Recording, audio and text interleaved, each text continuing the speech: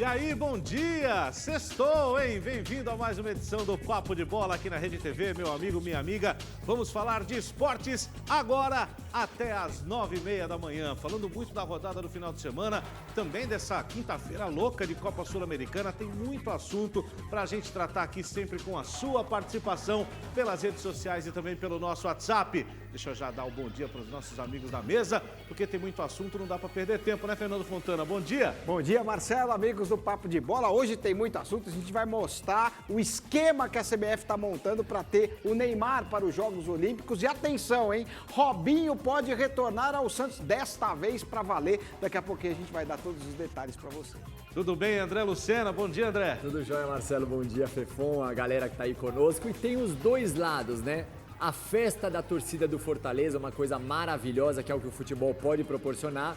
E o lado ruim, briga entre torcedores do Guarani e da Ponte Preta lá em Campinas. E também vamos agitar o clássico Palmeiras e Santos que acontece nesse sábado aqui, Marcelo. Como é que a turma participa aqui do nosso programa? Hashtag Papo de Bola no Twitter. Venha, manda sua mensagem, fala a sua cidade, seu time do coração. E também no nosso número de WhatsApp aqui, manda o seu nome e a cidade, não esquece disso, não. É isso aí. Mas estamos de volta, meus amigos do Papo de Bola. São 8h52 da manhã, mas eu já vou apresentar para vocês a primeira jantada desta sexta-feira aqui no Twitter. Vocês sabem que o Afogados, lá de Pernambuco, eliminou o Atlético Mineiro.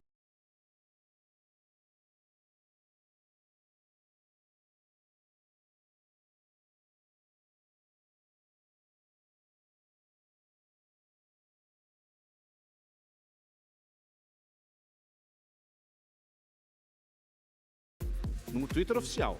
Time menor que o Madureira. Sabe o que o Afogados respondeu, o Twitter oficial do clube? Com a mesma quantidade de Libertadores do Flusão. Tomou, papuda. Ouve o que não quer, né? Tomou.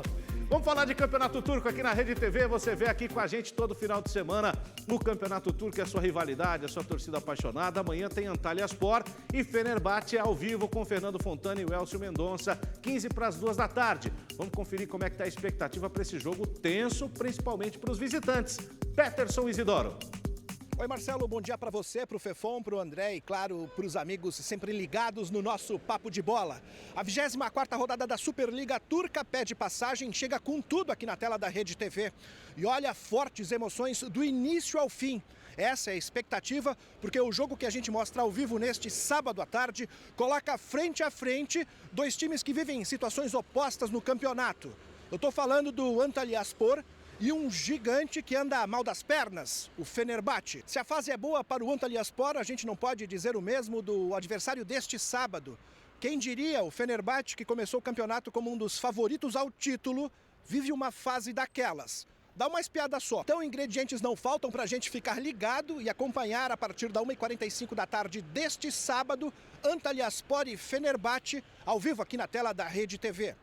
Marcelo, Fefon e André, eu passo a bola para vocês aí no estúdio, porque o clima tá quente aqui no Turcão. Um abraço. Peterson Isidoro de Lisboa para o Papo de Bola.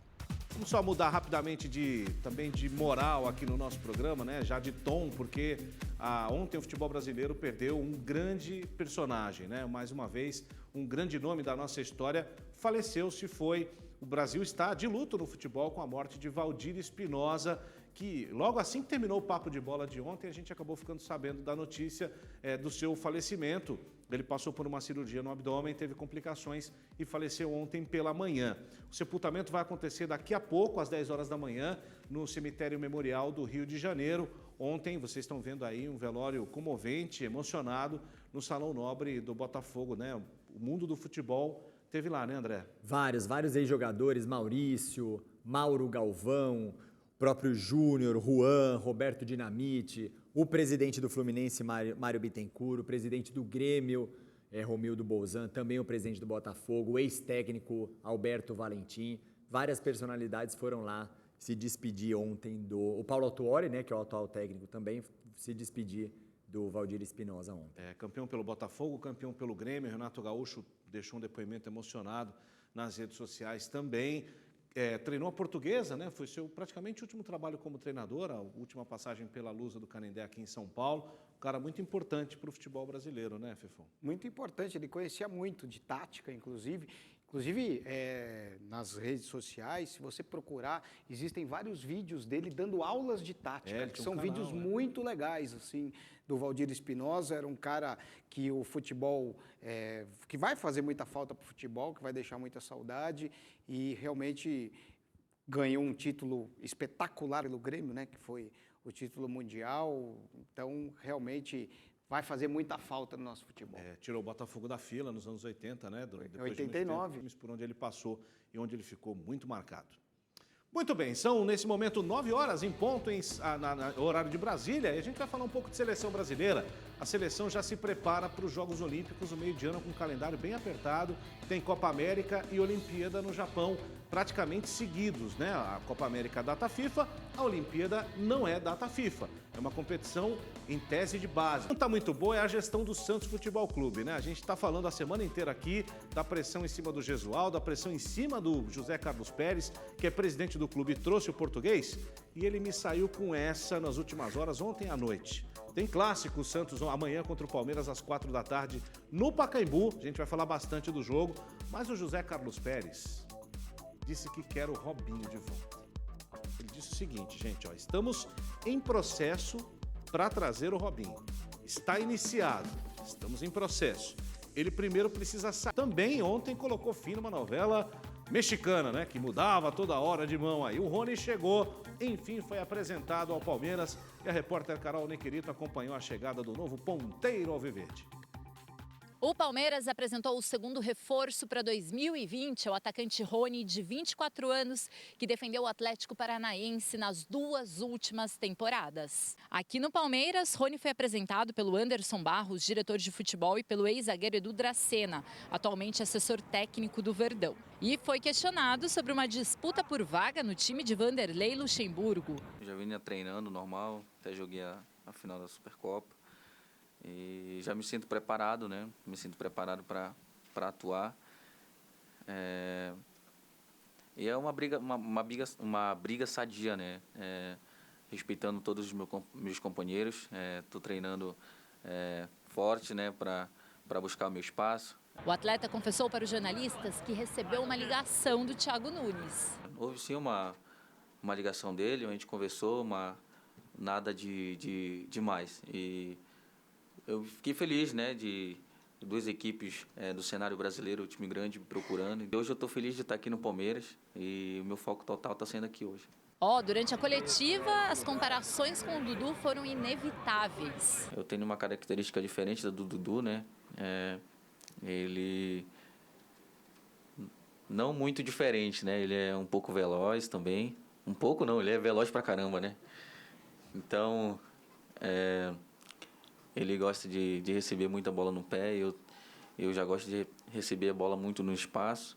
Bom, para fechar, Marcelo, Rony foi questionado sobre uma possível disputa com o Flamengo no cenário nacional e ele acha que dá para lutar aí de igual para igual com o Flamengo. O nosso time tá bem montado, tá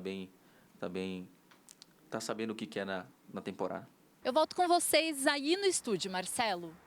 Legal, Carol. Olha só, talvez o palmeirense fique bravo comigo, e também não dependia do jogador, né? Dependia mais do presidente do Atlético. Mas no Corinthians ele seria titular absoluto. No Palmeiras eu não sei. Aí, nesse momento, pra mim, ele seria reserva do Palmeiras. Porque é o William, é o Dudu e o Luiz Adriano. Obviamente que para uma disputa de um campeonato brasileiro, tem a Libertadores, você precisa ter elenco. E essa é uma posição que o Palmeiras, um cara de beirada, rápido, insinuante, que vai pra dentro, Palmeiras não tem desde a saída do Queno, hein? Lá no finalzinho de 2018 foi campeão brasileiro, o ano passado careceu bastante disso. Daí esse ano apareceu quem? Gabriel Veron. E tem até o Wesley também, são 2 garotos da base. O Rony acho que vai tirar um pouco do espaço desses jovens, mas é um cara de beirada pra entrar no segundo tempo. Se o Luiz Adriano vacilar, de repente o William vai pra centroavante, o Rony pode virar titular. Mas a princípio, pra mim, também ele não chega como titular, não. Não seria ruim pro Dudu começar a virar ponta direita ao invés de ponta esquerda? O Rony é ponta esquerda. Exatamente, seria sim. Eu concordo com você. Acho que a princípio ele começa no banco de reservas e aos poucos vai entrando de vez em quando, como disse o André Lucena, né? Vai sendo aproveitado na equipe do Palmeiras, mas ele tem futebol para se garantir como titular. E até acredito nessa formação, da saída do Luiz Adriano, a entrada dele num lado, né, no outro lado fica o Dudu e aí você coloca o William como centroavante. Luxemburgo pode usar essa estratégia assim. Ele é muito bom jogador. Bom jogador. Acho que ele tem tudo para dar certo no Palmeiras. Acho também. Vamos falar do clássico então? Vamos já projetar o jogo de amanhã às 4 da tarde no Pacaembu. Eu espero que vocês que administram o estádio do Pacaembu tirem um pouco o pezinho do acelerador nos preços das coisas, né? Do lanche, da bebida, do estacionamento. Pelo amor de Deus, né? Clássico, torcida única, só torcedores do Santos. Amanhã e um jogo muito importante para os dois. Mas o Santos tem uma necessidade de uma vitória importante em casa contra o rival também, direto por título, com o técnico questionado, né? Questionadíssimo. Para mim, eu não demitiria Gesualdo. Não teria demitido o Dudamel. O Odair Hellmann também tá balançando lá no Fluminense, o Thiago Nunes no Corinthians. Então, pro Gesualdo vai ser dureza. Volto a dizer que, para mim, o Santos deveria mandar esse jogo na Vila Belmiro, porque o time já não passa por uma boa fase e o Santos na Vila é muito forte. Então, vai ser dureza amanhã. O Palmeiras vem com todos os jogadores, o time completo. O Santos também. Ainda sem o Marinho, mas com o Sanches, com o Soteldo, vai precisar se recuperar, porque é só a torcida do Santos lá. O que você projeta para amanhã, Fernando Fontana? Palmeiras, para mim, vence o jogo. O Gesualdo não está acertando esse time do Santos, time do Santos muito lento, né? Até mantém uma posse de bola, mas não consegue criar muita coisa. A transição é lenta demais. O time é até resguardado na defesa, mas realmente o ataque do Palmeiras é muito rápido. O Palmeiras vence o jogo para mim e o Gesualdo, se perder para o Palmeiras, para mim, vai cair. Sou contra a queda.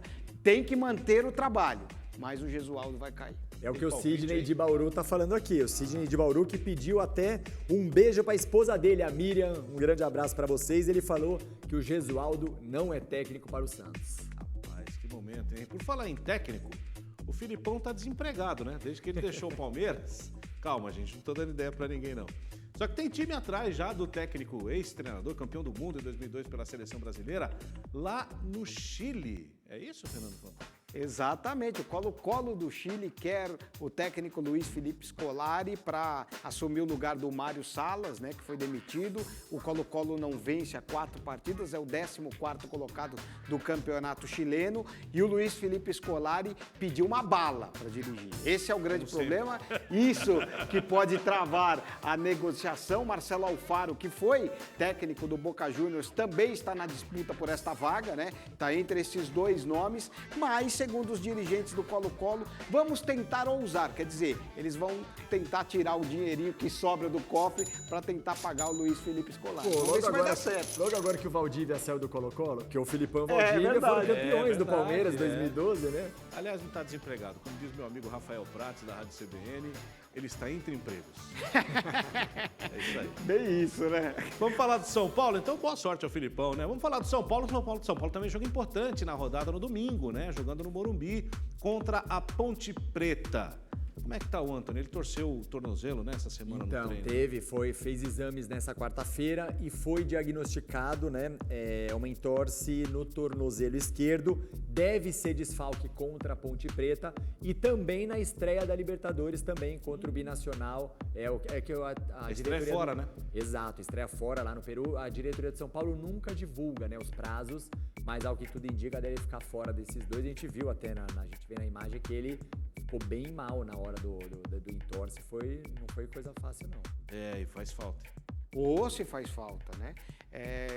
Ele não deve jogar, né? Com certeza. Domingo, deve certeza, ficar né? de fora, certeza. Sim. E aí deve voltar aí daqui a umas 2 semanas, mais ou menos. Mas é um jogador que quebra linhas, né? Nesse time do Fernando Diniz, um jogador que parte para cima. E aí eles vão dar nova chance pro Pablo. O Pablo deve assumir no lugar do Antony nesses jogos em que ele vai ficar fora. E o Pablo vive uma fase péssima no São Paulo. Então o Antony vai fazer uma falta danada. Pablo, essas lesões que o Pablo teve, uma delas na coluna, é difícil, viu, o cara poder render a mesma coisa que sempre rendeu. Tomara que ele consiga superar esse momento aí. O São Paulo vai precisar muito dos seus talentos. O Muricy esteve lá essa semana acompanhando o treino do Diniz. O São Paulo até colocou nas suas redes sociais uma bela dupla. E elogiou o Diniz, né? Elogiou bastante. Eu tenho uma tese sobre o Fernando Diniz que é bastante exótica, vamos dizer. Eu acho que o Fernando Diniz é o Tele Santana do século XXI. Olha só. É meio O São Paulino deve me achar um louco nesse momento. Mas os vou caras estão explicar. bravos com você aí nas redes sociais. Quando o Tele Santana chegou ao São Paulo, ninguém dava nada por ele também. Em 90, 89, né? Quando ele chegou ao São Paulo. Depois de ter perdido a Copa de 86, perdido a Copa de 82, era o pé frio e tal, e foi uma aposta do São Paulo. Os primeiros anos dele não foram tão bons. Foram 2 anos aí penando, com o vice-campeonato brasileiro em 90, contra o Corinthians. Quase caiu, ficou Quase ali caiu em pra 91, cair. né? E depois acabou virando o que virou. Por que não? Fernando Diniz, por que não? Chegou para revolucionar o jeito de jogar do São Paulo, tem as suas dificuldades, de repente...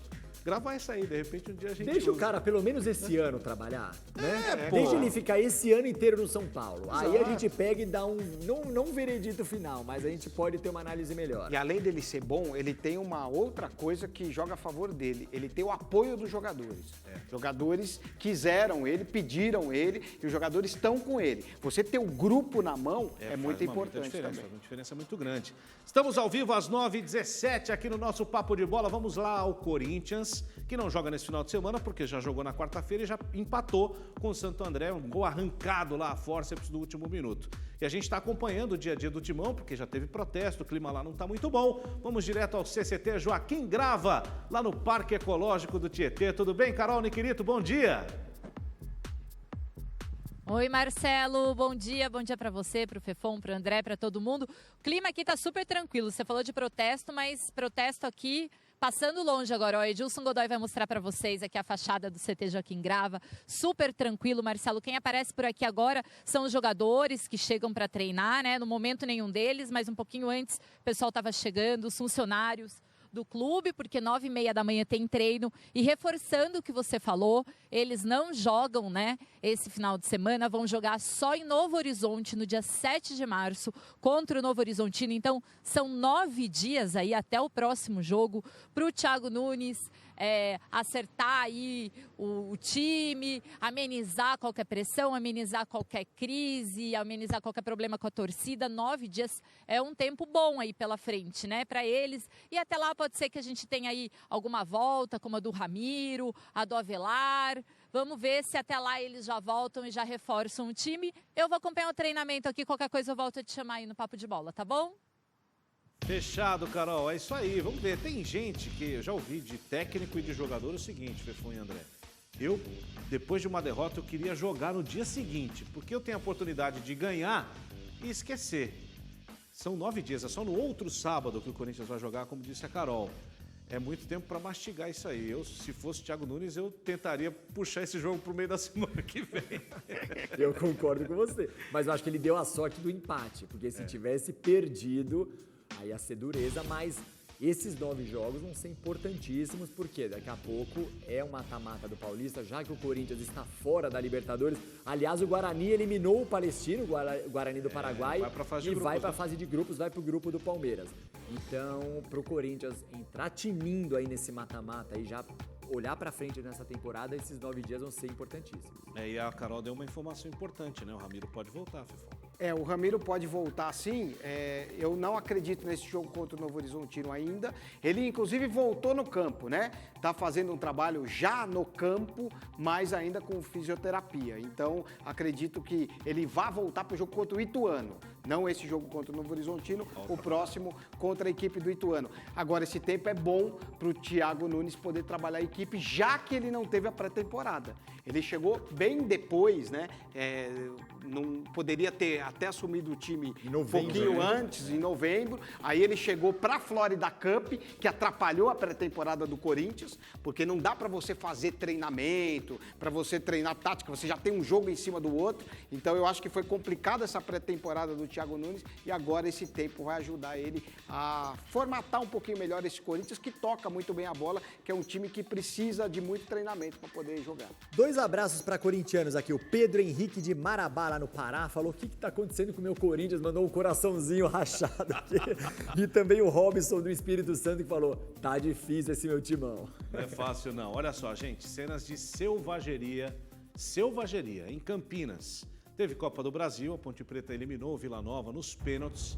Só que antes do jogo, como tem acontecido com muita frequência no futebol brasileiro até, as torcidas de Ponte e Guarani se encontraram perto do estádio Moisés Lucarelli e protagonizaram mais uma vez um combate urbano, né? Infelizmente, novamente a gente tem que falar de violência, agora fora dos estádios, envolvendo torcida de futebol, algo que parece que nunca vai terminar, né? A torcida do Guarani é aliada à torcida do Vila Nova, né? Eles são aí parceiros, por isso que Parceiro, eles não foram... sei por quê, não tem nenhuma ligação entre esses dois clubes, não dá pra entender, né? Eles falam isso, né? E aí eles foram para cima dos torcedores da Ponte Preta. Agora, fica a dúvida, quantos presos aí? Ah, nenhum, lógico, como sempre acontece. E quando eles são presos, eles são soltos horas Exatamente, depois. Então, quer dizer, não tem punição. E é por isso que acontece isso, por isso que a gente vê essas imagens absurdas, ridículas, dos torcedores quebrando o pau. E eu vou te falar uma coisa, viu? Carro passando no meio das problema bombas. do futebol brasileiro, você vê as bombas, é ridículo. Adianta você ter torcida única? Não adianta nada, eles se encontram, eles marcam emboscadas, eles são marginais, eles não são torcedores. Para mim, eles são bandidos e eles têm que estar na cadeia. Só que eles não são presos, então sempre vai acontecer isso. Infelizmente, né? Mas vamos falar de exemplo bom vindo das arquibancadas, né? A torcida do Fortaleza ontem deu um show no Castelão contra o Independiente, o rei de Copas, né? Pela Copa Sul-Americana, mas infelizmente no último lance a vaga escapou. A Rede TV mostra Napoli e Torino, dois grandes times, duas grandes camisas, e o Renato Senise traz as informações do jogo. Bom dia, amigos do Papo de Bola. Olha por aqui, preocupação. Coronavírus se espalhando pela Europa e, é claro, o caso da Itália é o mais preocupante. Terceiro país do mundo mais afetado pelo coronavírus, mas, por enquanto, a preocupação é maior no norte da Itália, onde o surto, é claro, é maior. No centro e no sul, vida quase normal e o Napoli agradece, partida normal, com público, com portas abertas entre Napoli e Torino. A gente lembra que nessa rodada são 5 partidas com portões fechados, mas como eu disse, mais para o norte do país, do coronavírus. Tá certo, pessoal? Então, jogo muito importante para o Napoli, jogo muito importante para o Torino e, por enquanto, tudo normal, ou quase tudo normal, no sul da Itália, partidas com portões abertos e vocês acompanham esse jogo, é claro, na Rede TV amanhã. Fica o convite, 4h45 da tarde. Um abraço, Renato Senise, para o Papo de Bola.